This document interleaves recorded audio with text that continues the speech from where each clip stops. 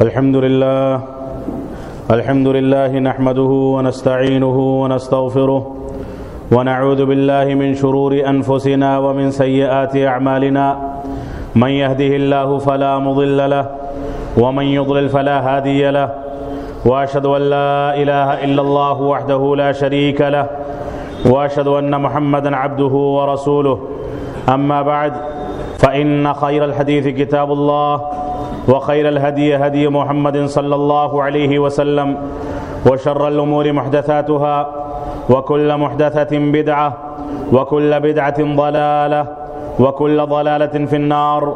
فأعوذ بالله السميع العليم من الشيطان الرجيم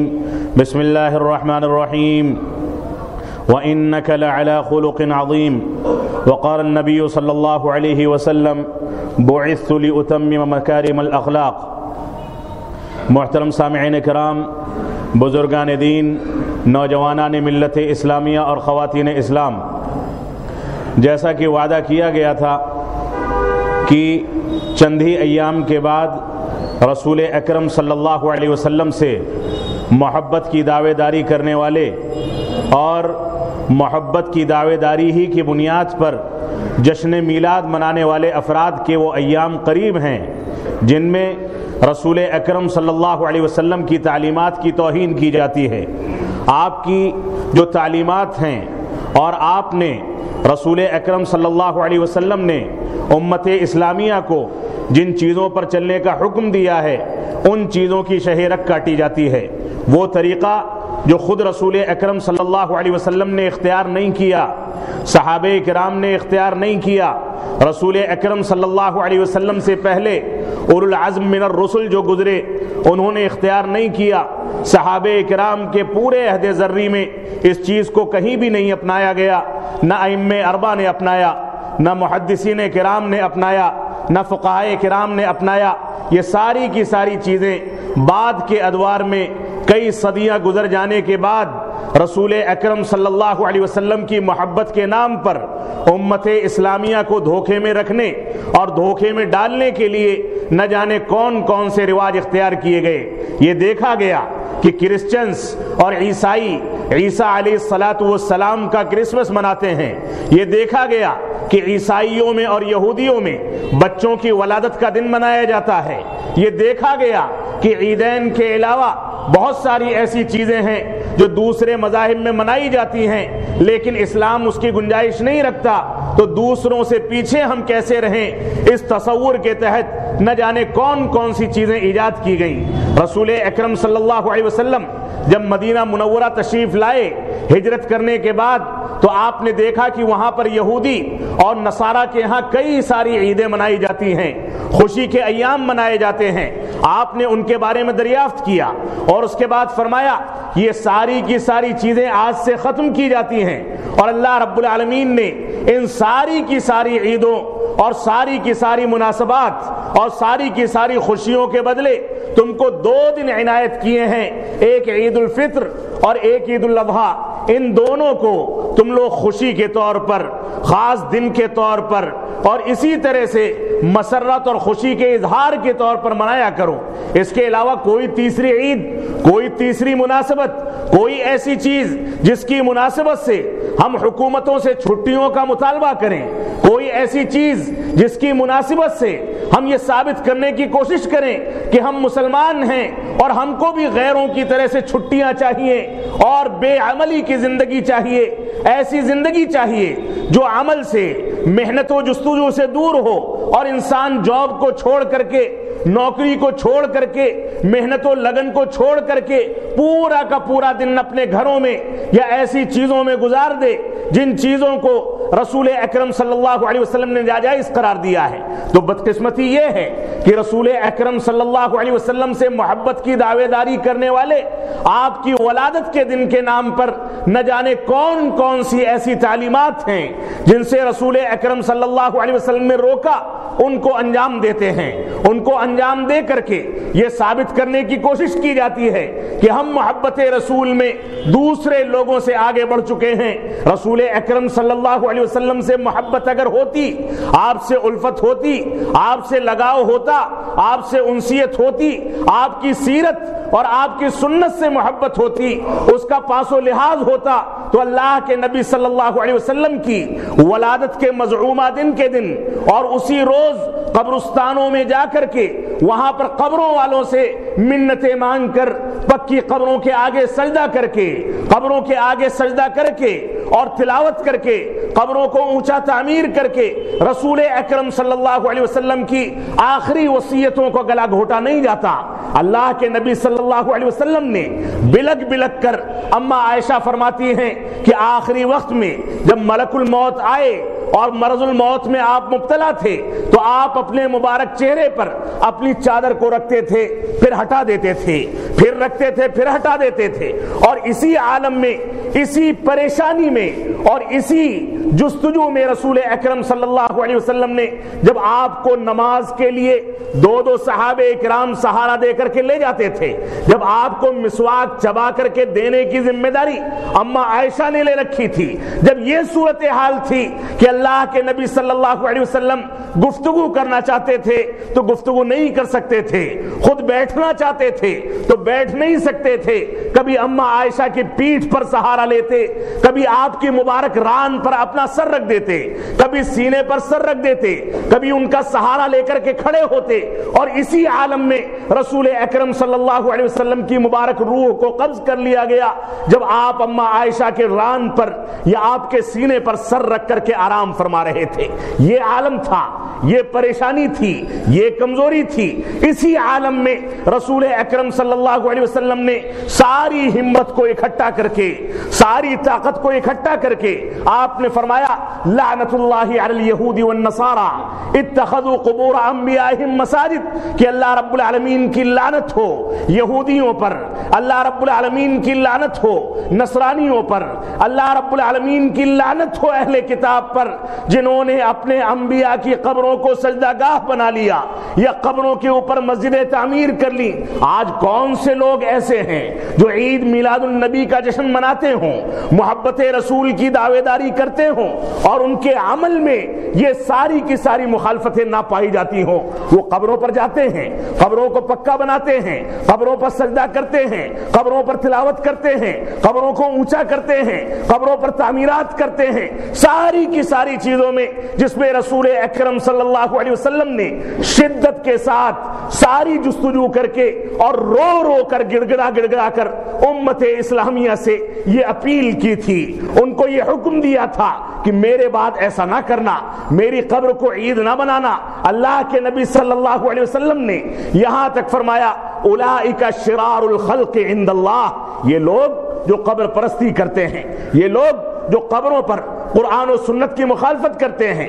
یہ دنیا کی بدترین مخلوق ہے۔ اگر ایک جانور بھی ہو تو اپنی مرضی سے، اپنے عقل شعور سے، جتنا عقل اللہ رب العالمین نے اس کو دی ہے، وہ کسی قبر پر سجدہ نہیں کرتا، غیر اللہ سے نہیں مانگتا۔ اگر اس کا سر جھکتا ہے تو صرف اللہ رب العالمین کے لیے جھکتا ہے، اگر وہ روزی روٹی مانگتا ہے تو اللہ رب العالمین کی بنائی ہوئی قدرت میں تلاش کرتا ہے۔ ان جانوروں سے زیادہ بدترین اس انسان کو قرار دیا گیا، کیونکہ عقل و شعور رکھنے کے باوجود، فہم و سمجھ رکھنے کے باوجود، سوچنے سمجھنے کی صلاحیت رکھنے کے باوجود، یہ سوچنے کی صلاحیت رکھنے کے باوجود کہ کیا چیز غلط ہے اور کیا چیز صحیح ہے، اس کے باوجود اس انسان نے اپنے جیسے انسانوں کے آگے سجدہ کرنا شروع کر دیا۔ صرف انسانوں تک یہ معاملہ محدود نہیں رہا، آپ جا کر کے دیکھیں، کہیں کتوں کو پوجا جاتا ہے، کہیں گدھوں کے مزارات بنائے جاتے ہیں، کہیں نہ جانے کون کون سے جانوروں کو مقدس سمجھ کر کے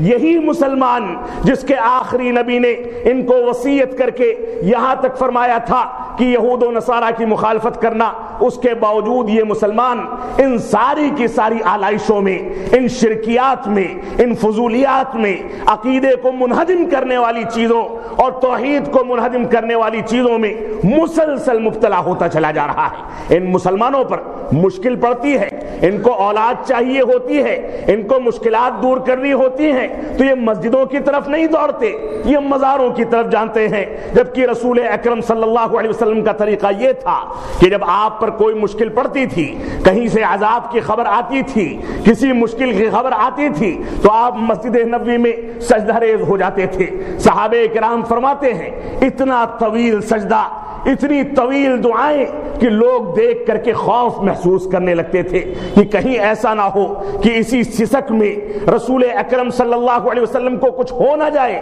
یہ عالم تھا اللہ کے نبی صلی اللہ علیہ وسلم کا۔ تو اسی وجہ سے آج کے خطبہ جمعہ میں آپ کے سامنے سیرت رسول کے چند نقاط کو بیان کرنے کا وعدہ کیا گیا تھا، اور ساتھ ہی یہ 6 دسمبر کو جو 24 سال پورے ہونے جا رہے ہیں، 6 دسمبر کو بابری مسجد کے انہدام پر سیرت رسول کو چھوڑنے کے نتیجے میں، سنت رسول کو چھوڑنے کے نتیجے میں، شرکیات کو اختیار کرنے کے نتیجے میں، بدعات کو اختیار کرنے کے نتیجے میں، دین سے دوری کے نتیجے میں، خرافات کو اختیار کرنے کے نتیجے میں، دین اسلام سے دوری کے نتیجے میں نوبت یہاں تک آئی کہ جس ملک کو 10 لاکھ علماء کرام نے اپنے خون سے سینچ کر کے آزاد کرایا تھا، ظلم و جور سے نجات دی تھی، امن و سلامتی قائم کی تھی، اس ملک کے اندر چند ہی سالوں کے بعد یہ حکومتیں جو آئی ہیں، ظالم و جابر حکومتیں، انہوں نے ظلم و جور کر کے 1992 میں بابری مسجد جو اپنے وجود کے ساتھ اپنے مسجد ہونے کی سب سے بڑی دلیل ہے، جس کے بارے میں ماضی کی کسی کتاب میں یہ نہیں ملتا کہ بابل علیہ الرحمہ نے اس کو مندر توڑ کر کے بنایا ہو، وہ موقع بھی سامنے ہے۔ اس وجہ سے میں ان دونوں مناسبات کو اسی چیز سے جوڑ کر کے چلنا چاہتا ہوں کہ یہ مسجدیں جو منہدم ہوتی ہیں ہمارے بے نمازی ہونے کے نتیجے میں ہوتی ہیں، یہ مسجدیں جو نشانہ بنائی جاتی ہیں دین سے دوری کے نتیجے میں بنائی جاتی ہیں۔ اگر کوئی انسان مسجدوں میں نمازیں ہی نہیں ادا کرتا، مسجدیں خالی پڑی رہتی ہیں، قرآن و سنت پر عمل پیرا ہی نہیں ہوا جاتا، قرآن و سنت سے دوری اختیار کی جاتی ہے، کتاب اللہ اور سنت رسول کو ملیہ میٹ کیا جاتا ہے، اس کی تعلیمات کو نظر انداز کیا جاتا ہے، تو ایسی صورت میں آپ شب بھر میں مسجدیں بنا لیں، ایمان کی حرارت کتنی اونچی ہو، لیکن ان مسجدوں کو بنانے کا کوئی فائدہ نہیں ہے۔ یہ مسجدیں چاہتی ہیں کہ ان میں 5 وقتہ نمازوں میں مسلمان اسی طرح سے حاضری دے جس طرح سے دیر سے صحیح لیکن آ کر کے خطبات جمعہ میں حاضری دیتے ہیں۔ یہ مسجدیں چاہتی ہیں کہ ان مسجدوں کے اندر اسی طرح سے آبادی بڑھے، یہ مسجدیں تنگ ہوں جس طرح سے مسلمان عیدین میں دیر سے ہی پہنچ کر کے صحیح لیکن عیدین میں پہنچ کر کے یہ ظاہر کرتے ہیں کہ ان کا اجتماع اس علاقے کے اندر کتنا بڑا ہے۔ یہ مسجدیں اس بات کا مطالبہ کرتی ہیں کہ ہم 5 وقتہ نمازوں میں جہاں اللہ اکبر کی صدائیں مؤذن کی زبان سے نکلے اور یہ کہا جائے کہ حی علی الصلاح حی علی الفلاح، کہ تم نماز کی طرف، تم کامیابی کی طرف آؤ، تو مسلمان جوق در جوق اپنے گھروں کو خالی کر کے مسجدوں کے طرف بھاگ کھڑے ہوں اور مسجدوں میں بھیڑیں نظر آنے لگیں، مسجدیں تنگ پڑنے لگیں، مسجدیں آباد ہو جائیں، مسجدوں کے مقاصد کی تکمیل ہو جائے، مسجدوں میں اللہ رب العالمین کی قال اللہ کے نام پر اور رسول اکرم صلی اللہ علیہ وسلم کی قال الرسول کے نام پر جو صدائیں بلند کی جاتی ہیں ان صداؤں کے تقاضوں پر مسلمان چل سکے۔ تو یہ اصل میں ہمارے کرتوتوں کا نتیجہ ہے کہ ہم نے مسجدوں کو آباد کرنے کے بجائے ویران کر دیا، ہم نے سنت رسول پر عمل پیرا ہونے کے بجائے بدعات کو اختیار کر لیا، ہم نے توحید کو اختیار کرنے کے بجائے شرکیات کو اختیار کر لیا، ہم نے اللہ رب العالمین سے قربت اختیار کرنے کے بجائے اللہ رب العالمین سے دوری اختیار کر لی۔ جب کوئی کاری ضرب پڑتی ہے، کوئی مصیبت آتی ہے، جان کے لالے پڑتے ہیں، گھر میں کوئی مصیبت پھٹ پڑتی ہے، تو ایسے موقع سے ہم کو اللہ یاد آتا ہے اور ساری کی ساری نعمتوں، ساری کی ساری نوازشوں اور دنوں رات میں انسان جو ایک ایک سانس بھی لیتا ہے جو اللہ رب العالمین کی نعمت ہے، اللہ رب العالمین کا انعام ہے، اس کے نتیجے میں انسان اللہ رب العالمین کی شکر گزاری ادا نہیں کرتا۔ تو یہ دین سے دوری کا نتیجہ ہے کہ دشمنان اسلام کو اتنی کم مدت میں اس ملک کے اندر، اس سیکولر ملک کے اندر، اس جمہوری ملک کے اندر ایسی جرأت آ گئی کہ مسلمانوں کی آنکھوں میں آنکھیں ملا کر کے مسلمانوں کو ملیا میٹ کرنے کی کوشش کریں، مسلمانوں کو نیست و نابود کرنے کی کوشش کریں، یہ سیرت رسول کو چھوڑنے کا نتیجہ ہے۔ اللہ رب العالمین کا بہت بڑا انعام تھا کہ اللہ رب العالمین نے مسلمانوں کے لیے ایسے نبی کا انتخاب فرمایا جس نبی کو رحمت للعالمین کہا گیا۔ اللہ رب العالمین نے مسلمانوں کے لیے اتنا بڑا انعام کیا کہ ان کے درمیان ایسا نبی بھیجا گیا جو سید الانبیاء قرار پایا، ایسا نبی بھیجا گیا جس کو چمکتا اور دمکتا سورج اور چاند قرار دیا گیا، ایسا نبی بھیجا گیا جس نبی نے صرف دنیاوی لحاظ سے نہیں، صرف دینی لحاظ سے نہیں، ہر ناحیے سے مسلمانوں کو ایسی تعلیمات دی کہ اگر مسلمان یا غیر مسلم بھی، یہاں تک کہ جانور اور چرند پرند بھی اس کے مطابق پالے جائیں یا مسلمان اور انسانیت پر عمل کرے تو ایسی صورت میں یہ انسانیت کامیاب ہو سکتی ہے۔ رسول اکرم صلی اللہ علیہ وسلم نے سائنس کے جو حقائق بتائے، آپ نے میڈیکل سائنس کے جو حقائق بتائے، آپ نے دینی زندگی کے جو حقائق بتائے، آپ نے دنیاوی زندگی کے جو آداب بتائے، رہن سہن کا جو طریقہ بتایا، سونے جاگنے کا جو طریقہ بتایا، کھانے پینے کا جو طریقہ بتایا، لین دین کا جو طریقہ بتایا،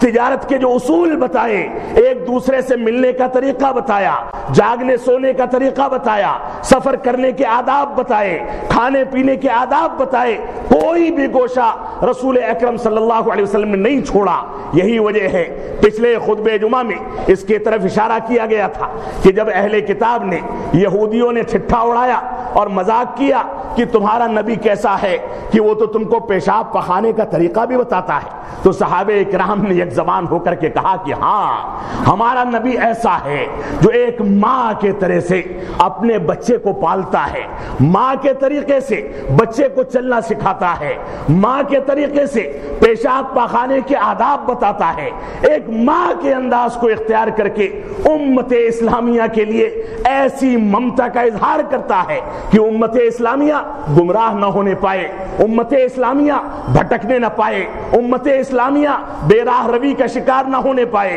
امت اسلامیہ حلال خوری کے بجائے حرام خوری میں مبتلا نہ ہو جائے، امت اسلامیہ کسی غلط کاری کو اختیار نہ کر لے۔ تو ان لوگوں نے کہا کہ ہاں ہمارا نبی ایسا ہی تھا، اس نے ساری کی ساری چیزیں بتائیں، کوئی دوسرا نبی بتا دیا جائے، کوئی دوسری شخصیت بتا دی جائے، کوئی دوسرا دستور بتا دیا جائے، کوئی دوسرا طریقہ بتا دیا جائے جس میں اتنی تفصیل کے ساتھ انسانیت کی ہدایت کے لیے اور انسانیت کی کامیابی کے لیے، انسانیت کی فلاح کے لیے اتنے قیمتی نسخے بتائے گئے ہوں۔ تو رسول اکرم صلی اللہ علیہ وسلم کی سیرت کوئی معمولی سیرت نہیں ہے، لیکن بدقسمتی ایسی ہے کہ رسول اکرم صلی اللہ علیہ وسلم جن کے بارے میں اللہ رب العالمین نے فرمایا وَإِنَّكَ لَعَلَىٰ خُلُقٍ عَظِيمٍ، آپ اخلاق کریمانہ کے سب سے اونچے درجے پر فائز ہیں، آپ کے اخلاقیات اتنے اونچے ہیں کہ دنیا کی تمام قومیں، تمام مذاہب کو ماننے والے آپ کی زندگی سے اسوہ پکڑیں، اس کے مطابق چلیں، اس کے مطابق زندگی گزاریں، یہ ان کے لیے کافی ہے۔ رسول اکرم صلی اللہ علیہ وسلم جس اخلاقی فضائل کو، جس اخلاقی معیار کی تکمیل کے لیے دنیا کے اندر بھیجے گئے، جس کے بارے میں آپ نے فرمایا بعثت لأتمم مکارم الاخلاق، کہ مجھے اللہ رب العالمین نے اخلاقی بنیادوں کی تکمیل کے لیے مبعوث فرمایا ہے۔ اخلاقی بنیادیں اگر آج مسلمانوں میں پائی جاتی ہیں تو ایسی صورت میں ہم مطمئن ہو سکتے ہیں، لیکن حقیقت یہ ہے کہ آج مسلمان سیرت رسول سے دور ہونے کے نتیجے میں، سنت رسول سے دور ہونے کے نتیجے میں، اتباع رسول کو ترک کرنے کے نتیجے میں اخلاقی زندگی میں اتنا گرتا چلا جا رہا ہے کہ نہ اس کا لین دین صاف ہوتا ہے، نہ اس کی گفتگو صاف ہوتی ہے، نہ اس کا رہن سہن صاف ہوتا ہے۔ اس کے علاقے میں آپ پہنچ جائے، آپ کو خبر نہ ہو کہ یہ مسلمانوں کا علاقہ ہے یا غیر مسلموں کا علاقہ ہے، لیکن کیفیت دیکھ کر کے آپ اندازہ کر سکتے ہیں۔ صفائی ستھرائی جس کو آدھا ایمان کہا گیا، جس کو اللہ کے نبی صلی اللہ علیہ وسلم کی خاص خوبی بتایا گیا، رسول اکرم صلی اللہ علیہ وسلم جنہوں نے سچائی کو عام کرنے کے لیے اور جھوٹ کو ختم کرنے کے لیے پوری جدوجہد کی. اللہ کے نبی صلی اللہ علیہ وسلم جنہوں نے شرکیات کو ختم کرنے اور توحید کے بول بالے کے لیے پوری جدوجہد کی. یہ ساری کی ساری آلائشیں مسلمانوں میں آپ بظاہر دیکھ سکتے ہیں. اور مسلمان اگر کسی سے لین دین کرتا ہے تو جھوٹ بولتا ہے, ناپ تول کرتا ہے تو کانٹا مارتا ہے, ایک دوسرے کو تجارت میں دھوکہ دیتا ہے, جھوٹ سے کام لیتا ہے. لین دین میں ایسے مسائل ہوتے ہیں کہ ان مسائل کو دیکھ کر کے شیطان بھی شرما جائے. یہ ساری کی ساری چیزیں اس بات کی واضح دلیل ہے کہ رسول اکرم صلی اللہ علیہ وسلم جن کو اخلاقی فضائل اور اخلاقی معیار کی تکمیل کے لیے مبعوث کیا گیا, آج مسلمان ان اخلاقیات میں اتنا پیچھے ہو کر کے سیرت رسول سے دور ہوتا چلا جا رہا ہے. رسول اکرم صلی اللہ علیہ وسلم کا مقام آپ کو دیکھنا ہے, آپ کی عظمت دیکھنی ہے تو آپ سورۃ القمر کا مطالعہ کریں, سورۃ الانشراح کا مطالعہ کریں. اللہ کے نبی صلی اللہ علیہ وسلم کے بارے میں اللہ رب العالمین نے فرمایا اقتربت الساعۃ وانشق القمر. ہمارے لیے فخر کی بات ہے اور اس پر ہم جتنا فخر کریں کم ہے. کوئی بھی نبی ایسا نہیں گزرا, کوئی بھی شخصیت ایسی نہیں گزری جس کو ایسا معجزہ دیا گیا ہو کہ اس کے اشارے پر چاند کے دو ٹکڑے ہو جائیں. ہمارا نبی ایسا تھا,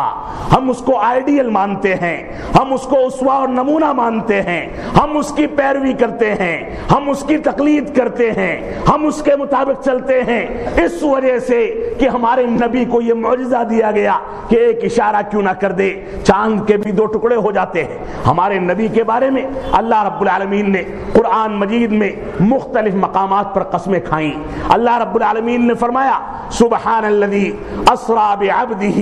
لیلا من المسجد الحرام الى المسجد الاقصى الذي باركنا حوله لنريه من آیاتنا. اللہ رب العالمین نے فرمایا پاک ہے وہ ذات گرامی,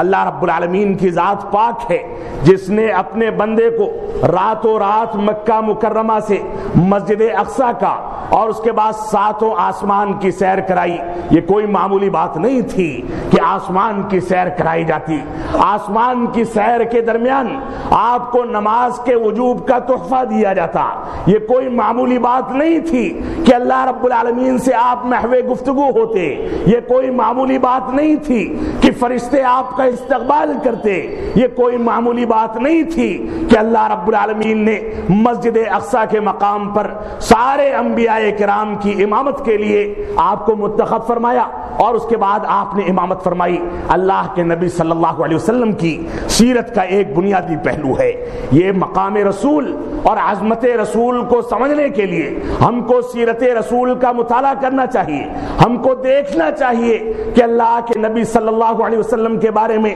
اللہ رب العالمین نے جو فرمایا وَرَفَعْنَا لَكَ ذِكْرَكَ کہ ہم نے آپ کے ذکر کو بلند کیا ہے, آپ کے مقام کو اونچا کیا ہے. دنیا کا کوئی ایسا لمحہ, سیکنڈ کا کوئی چوتھائی یا سواں حصہ بھی اگر بتا دیا جائے کہ دنیا کے اندر رسول اکرم صلی اللہ علیہ وسلم کے نبی برحق ہونے کی گواہی نہ دی جاتی ہو تو یہ ممکن نہیں ہے. آج یہاں اذان ہوتی ہے, اذان کے بعد ابھی اذان شروع ہی نہیں ہوئی لیکن کسی نہ کسی علاقے میں اذان کا وقت اس کے 1 سیکنڈ 2 سیکنڈ کے بعد شروع ہوتا ہے. دنیا میں 24 گھنٹے کے ہر مرحلے میں نہ جانے کتنی لاکھوں مسجدوں کے اندر رسول اکرم صلی اللہ علیہ وسلم کے بارے میں یہ کہا جاتا ہے کہ ہم اس بات کی گواہی دیتے ہیں کہ ہم رسول اکرم صلی اللہ علیہ وسلم کو اپنا نبی مانتے ہیں, اپنا رسول مانتے ہیں. آپ کی عظمت, آپ کے مقام کو واضح کیا جاتا ہے. نمازیں اگر پڑھی جائیں تو درود پڑھے بغیر نمازیں مکمل نہیں ہوتی, اللہ کے رسول کے طریقے کے بغیر نمازیں مکمل نہیں ہوتی. اس سے بھی اللہ کے رسول کے مقام کو سمجھا جاتا ہے, سمجھا جا سکتا ہے. اس وجہ سے ہم کو سیرت رسول کے بارے میں اپنے دل میں احساس پیدا کرنا ہوگا کہ ہم نے کہاں تک اللہ کے رسول صلی اللہ علیہ وسلم کی سیرت کو اختیار کیا. ایسا تو نہیں کہ سیرت رسول موجود ہے,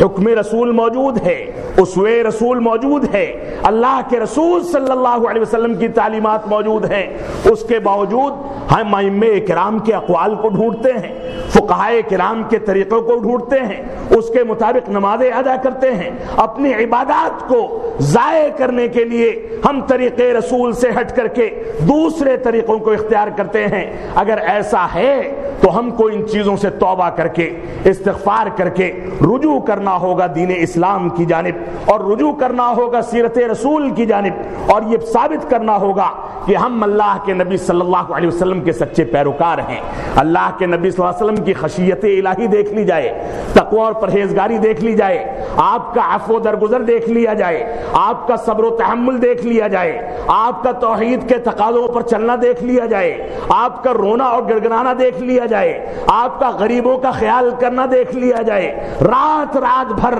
رسول اکرم صلی اللہ علیہ وسلم عبادت میں گزارتے تھے، تھوڑے سے آرام کا جو موقع ملتا تھا چٹائی پر آرام کیا کرتے تھے، گدے نہیں تھے، چادریں نہیں تھیں۔ امہات المومنین نے آپ سے مطالبہ کر دیا کہ ہم کو بھی قیصر و کسریٰ کی طرح سے آرام و آسائش چاہیے، نان و نفقے میں اضافہ کر دیا جائے۔ اللہ کے نبی صلی اللہ علیہ وسلم نے ایلا کر لیا۔ عمر بن خطاب رضی اللہ تعالیٰ عنہ آپ کے حجرے مبارکہ میں پہنچے تو دیکھا کہ آپ کی مبارک پیٹھ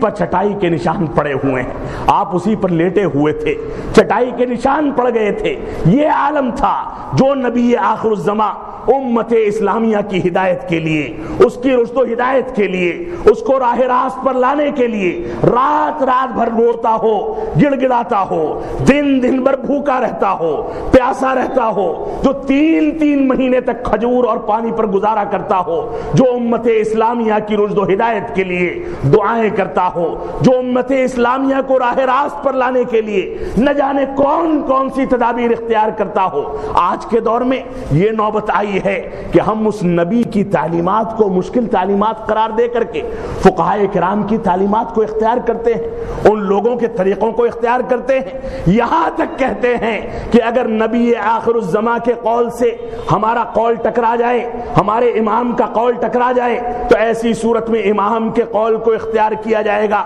اور نبی کے قول میں توجیہ و تعویل کی جائے گی، اس کی تعویل کر کے اس کو نظر انداز کیا جائے گا۔ نعوذ باللہ من ذالک۔ یہاں تک جب نوبت آ جائے تو ایسی صورت میں مسلمانوں کا بھلا کرنے کے لیے کون سی حکمت اختیار کی جائے گی، مسلمان کس انداز سے فلاح و بہبود حاصل کریں گے، میں نہیں جانتا۔ اللہ رب العالمین ہم کو قرآن و سنت کے مطابق صحیح انداز سے زندگی گزارنے کی توفیق عطا فرمائے، ہم کو عدل و انصاف کو اختیار کرنے کی توفیق عطا فرمائے، ہم کو تواضع و انکساری کو اختیار کرنے کی توفیق عطا فرمائے، ہم کو اس بات کی توفیق عطا فرمائے کہ ہم رسول اکرم صلی اللہ علیہ وسلم کی مبارک سیرت کو سامنے رکھیں، دیکھیں کہ مکی دور میں آپ کو کون سی مشکلات کا سامنا کرنا پڑا، ہم دیکھیں کہ مدنی دور میں کس طرح سے اہل کتاب نے اور یہودیوں نے آپ کے خلاف سازشیں کی، آپ کے اوپر پتھر پھینکا گیا، آپ کو جان سے مارنے کی دھمکیاں دی گئیں، جان سے مارنے کی سازشیں کی گئی۔ ہم دیکھیں کہ اللہ کے نبی صلی اللہ علیہ وسلم کو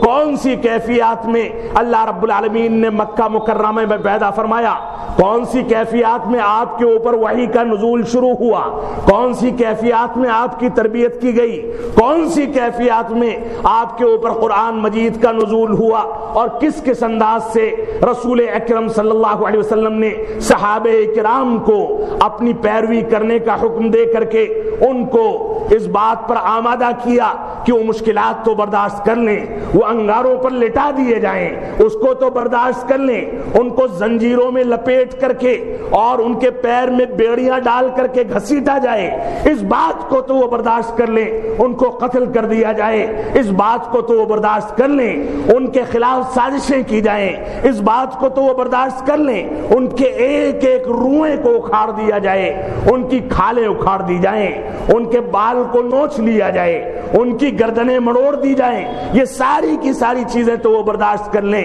لیکن حکم رسول پر، سیرت رسول پر، رسول اکرم صلی اللہ علیہ وسلم کی پیروی پر، آپ کی تعلیمات پر کوئی آنچ آئے اس بات کو صحابہ کرام برداشت نہیں کرتے تھے۔ آج کے دور میں اسی احساس کو پیدا کرنے کی ضرورت ہے، سیرت رسول سے متعلق، اتباع رسول سے متعلق، کہ ہم صحیح انداز سے قرآن و سنت پر کس انداز سے چل سکتے ہیں، کس انداز سے اللہ کے رسول صلی اللہ علیہ وسلم کی سیرت کو اختیار کر سکتے ہیں، کون سی کیفیات اختیار کی جائیں گی تو مسلمانوں کی مشکلات دور ہوں گی۔ مسلمانوں کا تو عالم یہ ہے کہ بولتے ہیں تو جھوٹ بولتے ہیں، تجارت کرتے ہیں تو دھوکہ دیتے ہیں، لین دین کرتے ہیں تو کاٹا مارتے ہیں، وزن میں ناپ تول میں کمی کرتے ہیں۔ مسلمانوں کے تو معاملات یہ ہیں کہ تھوڑی سی کوئی ضرب پڑتی ہے تو آپے سے باہر ہو جاتے ہیں۔ مسلمانوں کا تو عالم یہ ہے کہ مسلمان ناانصافی کرتا ہے، بیڑی سگریٹ پیتا ہے، داڑھی مونڈتا ہے، بے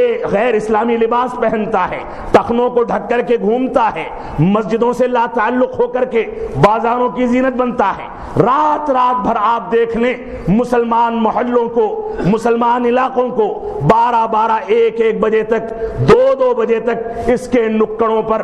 ہمارے نوجوان بیڑی سگریٹ پیتے، ایک دوسرے کی چغلخوری کرتے، ایک دوسرے کے خلاف سازشیں کرتے نظر آ جائیں گے، لیکن ایسے نوجوان نظر نہیں آئیں گے جو اللہ رب العالمین کی خاطر مسجدوں میں آ کر عبادت کرتے ہوں، اپنے گھروں میں عبادت کرتے ہوں، ان کے آنسو بہتے ہوں، وہ دیکھتے ہوں کہ آج کے دور میں اس مقام کا کیا عالم ہوا ہے جس مقام پر رسول اکرم صلی اللہ علیہ وسلم کو لے جایا گیا۔ آپ نے وہاں انبیاء کرام کی امامت فرمائی۔ مسجد اقصی کو جس انداز سے یہودی غاصبوں نے اور عالم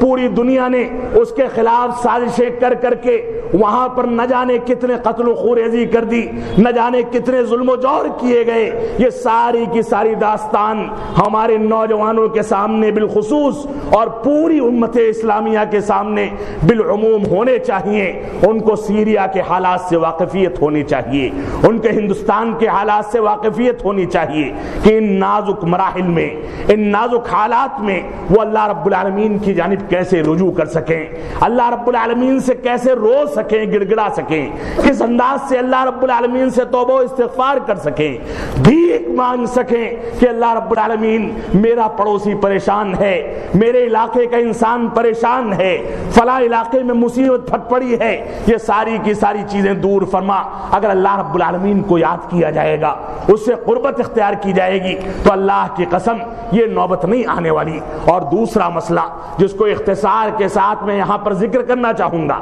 وہ بابری مسجد کے انہدام کا مسئلہ ہے۔ جمہوریت کے نام پر، سیکولر ملک کے نام پر اب تک اس مسئلے میں کوئی فیصلہ نہ آنا یہ ایک کلنک ہے، بدنما داغ ہے۔ اللہ رب العالمین ہماری حکومتوں کو، ہماری عدلیہ کو، ہمارے ذمہ داران کو اس بات کی توفیق عطا فرمائے کہ وہ اقلیات کے بارے میں حساسیت پیدا کر سکیں، اس انداز کے ظلم و جور سے بچ سکیں۔ بابری مسجد جس کو ٹوٹے ہوئے 24 سال ہو گئے، 24 سال میں ہماری عدالتیں فیصلہ نہ کر سکیں، اور ان کو اقلیات کو گرفتار کرنے کے لیے، نوجوانوں کو پھنسانے کے لیے اور 24-25 سال تک جیلوں کی سلاخوں کے پیچھے سڑانے کے لیے اگر ثبوت اکٹھا کرنے ہوں تو ان کو فرضی سم کارڈ مل جاتے ہیں، فرضی دھماکہ خیز اشیاء مل جاتی ہیں، یہ ان کی گاڑیوں کو اٹھا لیتے ہیں، ان کے گھروں میں غلط انداز کی چیزیں ڈال کر کے ان کو پھنسا لیتے ہیں۔ لیکن جہاں انصاف کرنے کا معاملہ آتا ہے ان کی عدالتیں بھی اتنی سست پڑ جاتی ہیں کہ 24 برس گزر جاتے ہیں۔ آپ دیکھیں بابری مسجد کی داستان کو میں اختصار کے ساتھ ذکر کر دینا مناسب سمجھتا ہوں۔ آپ دیکھیں 1527 عیسوی میں جو مسجد تعمیر کی گئی، بابر علیہ الرحمہ نے جس مسجد کو تعمیر کیا گیا، اس میں بابر نامے میں کہیں بھی اس بات کا ذکر نہیں ہے کہ مسجد کو مندر کو منہدم کر کے مسجد کو تعمیر کیا گیا۔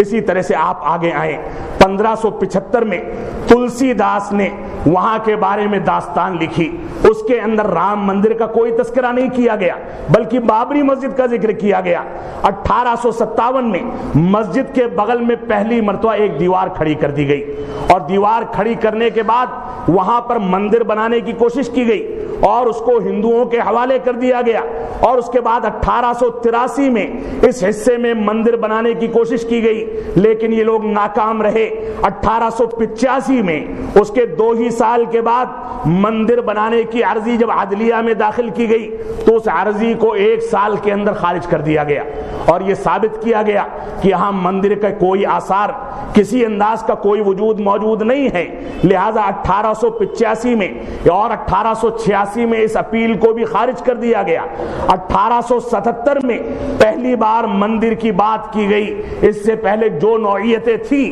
وہ دوسری انداز کی تھی، لیکن 1877 میں پہلی بار یہ بات اٹھتی ہے۔ 1527 کے بعد 1877 میں کئی صدیاں گزر گئیں، اس میں پہلی بار یہ بات اٹھتی ہے کہ یہاں پر بابر نے مندر کو منہدم کر کے مسجد تعمیر کی تھی، لیکن یہ بات بھی بلا دلیل تھی، اس وجہ سے جھوٹی ثابت ہوئی۔ اور اس کے بعد 1934 میں ہندو مسلم فساد ہوا جس میں بابری مسجد کو نقصان پہنچایا گیا، اور 1949 میں یہاں پر مورتیاں رکھ دی گئیں، اور پھر 1950 میں مسلمانوں نے مورتیاں رکھنے کے خلاف اور مسجد میں تالا لگانے کے خلاف مقدمہ کیا، جو مقدمہ چلتا رہا، اور اسی زیر سماعت مقدمے کی میعاد کے درمیان،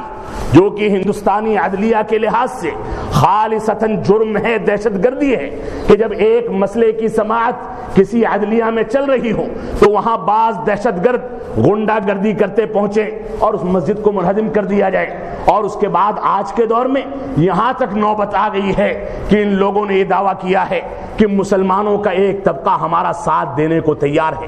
ہم بابری مسجد کی جگہ پر رام مندر کو تعمیر کریں گے۔ اللہ رب العالمین رحم فرمائے، رسول اکرم صلی اللہ علیہ وسلم نے فرمایا تھا کہ قیامت اس وقت تک قائم نہیں ہوگی جب تک مسلمانوں کا ایک طبقہ مشرکوں سے جا کر کے نہ مل جائے۔ آج کے دور میں قبر پرستوں نے، جن لوگوں نے صوفی کانفرنس کی، آج ہندوؤں کو یہ ساتھ دینا اور تسلی دینا اپنے لیے فخر سمجھا ہے کہ رام مندر بنا لو، جو ہوگا دیکھا جائے گا۔ نعوذ باللہ من ذالک۔ جس زمین کو، جس مبارک سرزمین کو اللہ رب العالمین کی عبادت کے لیے خاص کر دیا گیا، اس پر مندر بنانے کی اجازت دی جائے، مسلمان قیامت کے قیام تک اس بات کو برداشت نہیں کر سکتا ہے۔ وہ ساری کی ساری چیزیں عدالت کے فیصلوں کے نتیجے میں طے کی جائیں، عدالت کا احترام کیا جائے اور اس کے نتیجے میں ساری کی ساری چیزوں کو انجام دیا جائے۔ اس وجہ سے ہماری ذمہ داری ہے کہ قانون کا احترام کیا جائے۔ ہم اپیل کریں گے، مطالبہ کریں گے حکومت سے اور ذمہ داران سے بھی بابری مسجد کو تعمیر کرنے کے لیے فوراً اقدامات کیے جائیں، عدلیہ کو اس پر راضی کیا جائے، عدلیہ کے سامنے ثبوت پیش کیے جائیں، اور اس کے بعد مسلمانوں کے حوالے اس جگہ کو کر کے مسلمانوں کو اس بات کا موقع دیا جائے کہ وہاں سے اذانوں کی آواز بلند ہو، اقامت کی آواز بلند ہو۔ اللہ رب العالمین ہم کو ان باتوں کی توفیق عطا فرمائے، ہم جب تک جئیں تب تک اسلام پر جئیں۔ اللہ رب العالمین ہم کو توفیق عطا فرمائے کہ ہم سیرت رسول کو اختیار کر کے، اتباع رسول کے تقاضوں پر چل کر کے، محبت رسول کو اختیار کر کے اللہ رب العالمین ہم کو توفیق عطا فرمائے کہ ہم دین سے قریب آئیں، مساجد کو آباد کریں، مساجد کے تحفظ کے حالات کو فراہم کریں۔ اللہ رب العالمین ہم کو ان باتوں کی توفیق عطا فرمائے، ہم جب تک جئیں تب تک اسلام پر جئیں، جب ہمارا خاتمہ ہو تو ایمان پر ہو۔ بارک اللہ لنا ولکم فی القرآن المجید ونفعنی وإیاکم بالآیات والذکر الحمید، انہ تعالی جواد کریم ملک بر رؤوف الرحیم۔